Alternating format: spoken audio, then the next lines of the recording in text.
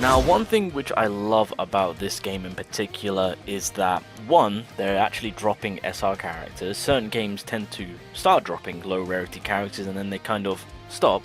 But whilst they're dropping SR characters, they're giving their full kit for free, and more importantly, these SR characters are pretty vital. So I guess Yachiru was kind of like the first low rarity unit to be like, hold on a minute boys, this is a support unit which you need to work on. And if to those that did work on her, it kind of really does open up the usability and team comp that you can create, because of course it gets to the point where there are certain events that will require 2 sets of teams.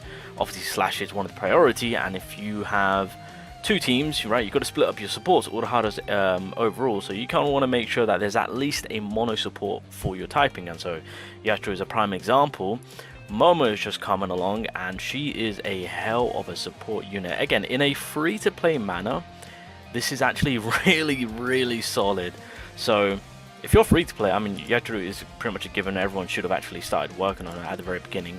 If you have Momo, which you do, because everyone gets a free copy of her along with her full kit, make sure to do it up, because again, she will be a vital character for the blue mono.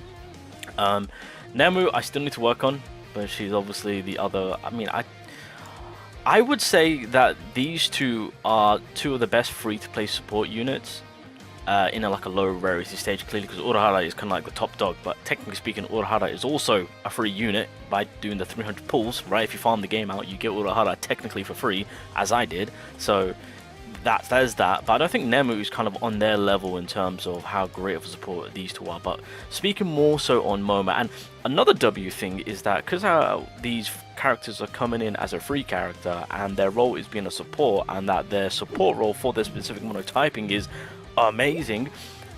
Thrust, when it comes to the next typing, with Gin of course, Rangiku will be a thrust support. Thrust support is essential right now, because that's one thing we don't have, and from what I'm seeing so far in terms of information that's releasing of her, again, it's in the same boat to how things are right now. So we're about to get our full SR support coverage. I just need to work on Nemu, Rangoku drops, and then that's Slash, Spirit, Strike, and Thrust sorted. All in the low rarity mark, which then again opens up a whole variety of team comps where you can throw your best support in this team, but still having a decent support ready for whatever second team you've got built up. So it just gives you variety and options. But coming back into Momo, again, she is one hell of a support unit. I didn't realize on her buffs being applied for such a long time, and how much damage she actually provides for the Spirit team.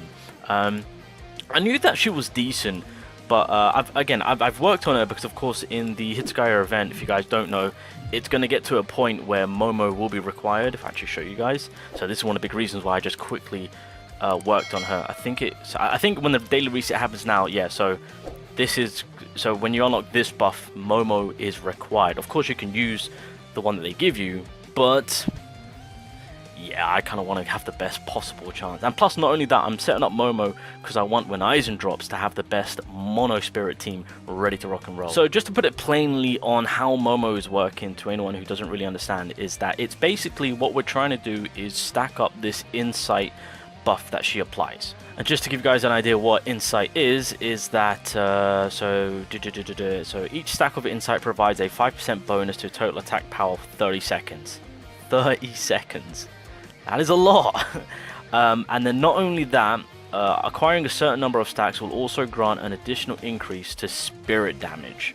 Now, if you get her first dupe, which again, she's an SR character, so I assume going forward she will be obtainable through banners and whatnot. To those that did summon for Toshiro, of course, you might have pulled copies of her. Then the first dupe immediately gives you an increasable stack to +6. This is the stamp card. Ah, yes, here it is. So when it comes to Momo, she'll get double the points when it comes to insight, but for each insight increases spiritual damage by an additional 1%. So that's an increase of 6%. Happy days. And I think this is the crit boot. Yeah, here it is. Okay, so her weapon card is beautiful. No, is this weapon? Yeah, here's her weapon card. When using the ultimate, the entire team will gain a critical rate boost equal to the current insight level of 2.5% that lasts for 15 seconds. So the way I kind of looked at this was, if you apply, because again I can only get 6 stacked, if you apply the the charge up attack, which again you guys will see in just a second, and then you do the ultimate. That will give you max stack. So you're pretty much giving Toshiro the max critical boost. And keep in mind, Toshiro is a vital character for crit. So in terms of if you're being free to play about this, she is a godsend, because again, if there's one thing which a lot of people will cry about Toshiro, is that you need to get his crit up minimum 45%. So it kind of eases off on you kind of when building his kit, being like, right, I can rely on Momo to give me 12.5%, right? So because of course, I mean, you're going to utilize the insight, max that out, get that 12.5% along with the additional damage increase, and then yeah, with the way that you set up your Toshiro, unless you have your Toshiro's weapon kit duped out, right, his weapon stamp, or if you've got dupe into him, minimum that second dupe, then you're in a much better position in terms of having these two duos working beautifully together, and that will actually set you up so nicely to when Aizen releases. That is a devastating mono team right there, because you've got all the requirements ready with Momo and working with Toshiro, of course. But again, with Toshiro, it will come down to if you can get 2 dupes into him, or if you can at least get like a copy or 2 into his weapon stamp. If not, it's not the end of the world. You can just put towards his critical rate, of course. It's just Momo does alleviate the extra 12.5%, and then of course Aizen will come in, and apparently Aizen is going to be elevating the spiritual damage even furthermore on to what then Rukia will provide. Although the freezing won't be there, but then again, I'm pretty sure Aizen will be stopping the enemy in some way or forms. So yeah, is Momo worth the work? Absolutely. And again, as I mentioned at the very beginning of the video, this is what I truly love of a developer caring for the game, releasing these characters which in most other games people would be like, oh cool, nobody cares, let's just go for the high rarity character. But in this case, put some respect on Momo's name. She's an absolute fantastic support for Toshiro as well as the blue mono altogether.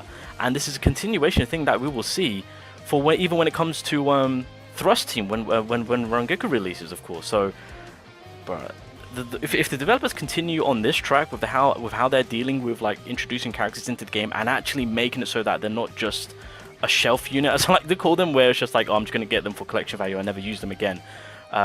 This is the way forward. Again, much respect to how the developers are handling this and introducing each character and actually giving you a reason to be like, hold on a minute, they're actually not trash. They actually hold some vital oh my god, I got kicked in the face. Yeah, they actually hold some value to them, and yeah, Momo is definitely one of. Okay, we used them. So I haven't actually used Momo just yet. I'm trying to get the break going. Catch you up. Might as well get Momo in here quickly. There we go. So 1, boom, boom. Oh god. Oh! All right, take two. Come on now. All right, I'm gonna go straight off and lead with Momo, because I do want to get the ultimate. I did actually put a little bit onto a set, getting the ultimate gauge up more quicker.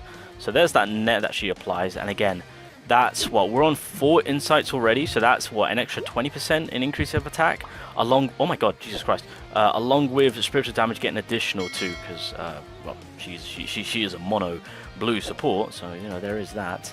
Okay, you better stop kicking me, boy. I do not appreciate the kicking. Oh hell no! Oh hell no! Nope, we ain't. Oh hell no! Okay. Okay, Rukia, I don't know what you want to do right now, but okay, Momo, 1, 2. So, unfortunately, oh no, not unfortunately. So we've got the max stack, and again, it's on for such a long period of time. So my yeah, look at that, 150k, very nice. We're gonna go for the freeze. There we go. The damage is gonna be just brutal right now. I'm just gonna see if I can get the Bankai going. There we go, Bankai, nice. And again, I'm benefiting from the max stack, and it is on for such a long period of time. I love it. I love it. It's so easy to use too. Now, truth be told, because of with where I'm at with my Toshiro, and obviously with the extra additional buffs that I have, obviously for me, I will get more damage out of URAHARA, right? But again, if you're looking at it from a low spender, free-to-play perspective, in terms of looking now at Momo and URAHARA, keep in mind, if a crit isn't quite high up there, then URAHARA's ultimate will low-key might potentially fail you, right? And so you're realistically only looking out for the 30% he'll provide through that analysis buff. And so I feel like you'll have a much more easier time with Momo. And again, what was it, 25%? That's that plus 25 attack increase, that's on for 30 seconds, which you can pretty much keep alive throughout the whole goddamn fight. And by applying that extra 6 stacks, you will then also get additional, because of it being the spirit team, right? So you're actually surpassing that 25% overall. And then of course you've got to keep in mind that 12.5% critical rate increase. Again, that will alleviate a little bit of pressure for you guys. So again, I have to hand it to the developers with how they're handling these lower rarity characters, especially with them coming in as a support role. They're doing a phenomenal job, and the fact that they give you a full kit for free, it is something that I would say put a little bit time into. Put a little bit. So as you guys can see, I've got them to level 60. I am making sure that they're on average. I do tend to keep my low rarity support units. Well, I'm gonna try and see if I can shoot them to 20k, but that's good. That might cost a little bit more investment, but above 15k is kind of where I like to keep them. But honestly, Hound on Heart, boys, with where the game is at and how these support units are coming across, and because they're introducing them in the lower rarity mark, it is something not to be slept on. Definitely not. Don't get me wrong, URAHARA is still a crazy ass overall support unit. I'm not taking that away. I'm just saying, make sure you've got your options open, and MOMO is a hell of a support unit. Toshiro is, and her work so well hand on hand. So if we want to get the Aizen team cooking, I mean, yeah, URAHARA for the most part might be thrown into the mix. That way you can outdo your damage if your Toshiro's crit rate is up there. If not, you might have a bit of a problem. But in terms of this MOMO SR support unit, the developers are putting some respect on all these characters' names.